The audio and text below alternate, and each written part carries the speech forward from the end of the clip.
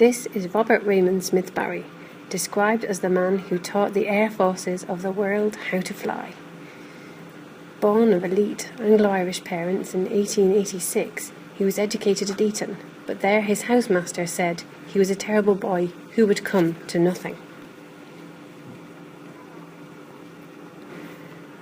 Having given up on school, Robert Raymond Smith-Barry first decided to become a concert pianist and then a diplomat, but gave up on both of these two things in 1911 when he decided to learn to fly. He went to Salisbury Plain and learned to fly in an airplane just like this one, a Morris Farnham Longhorn, known by students as the birdcage because of the flying wires that held it together. They reckoned not even a canary could escape from it. This was just only a few years after the Wright brothers had really invented flying. This is a photograph of Robert in his uniform of the Royal Flying Corps.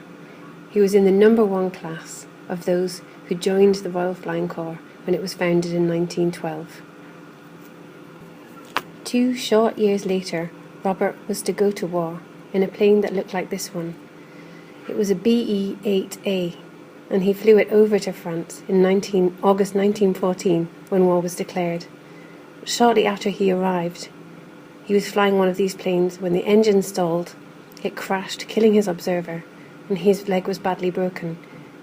He was taken to a hotel, but was soon overrun by the Germans during the retreat from Mons, and he had to get himself to safety on his own and back to London by his own means. His leg was very badly broken, and it was well into 1915 by the time he was back on his feet. He went and became a flight instructor, hobbling around on a crutch, and his nerves were so shaken by the crash which had injured him that he was landing his planes with the engine full on for fear that they might stall. However, he wanted to get back to the front, and he formed a new squadron, Squadron 60, that was forming at Gosport to go over and fight in France again. During the Somme campaign, Smith-Barry flew one of these planes, a Moran Bullet. He was horrified by the carnage he saw. Young British airmen coming over with only a few hours of flight experience and sent into the jaws of hell in the skies above the battlefields, fighting much better trained and equipped German pilots. He knew that there had to be a change in the way that flight instruction happened, and he believed he was the person to carry it out. He began to agitate to be sent home to reinvent the way in which fighter pilots in Britain were trained.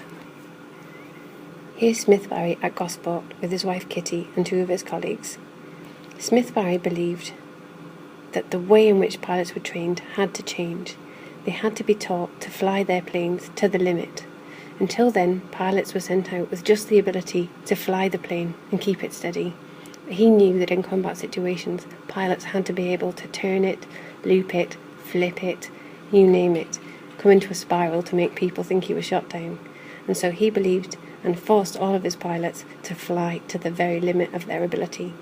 He also invented a new system for instructors to describe how they were flying to their pilots, and a special earphone system called the Gosport tube. Until then, most pilots had only been taught to fly by someone leaning over and shouting in their ear. It didn't work very well, but the Gosport tube changed everything. Pilots at Gosport flew this airplane, the Avro. It was stable and steady. It was a great plane to learn to fly on.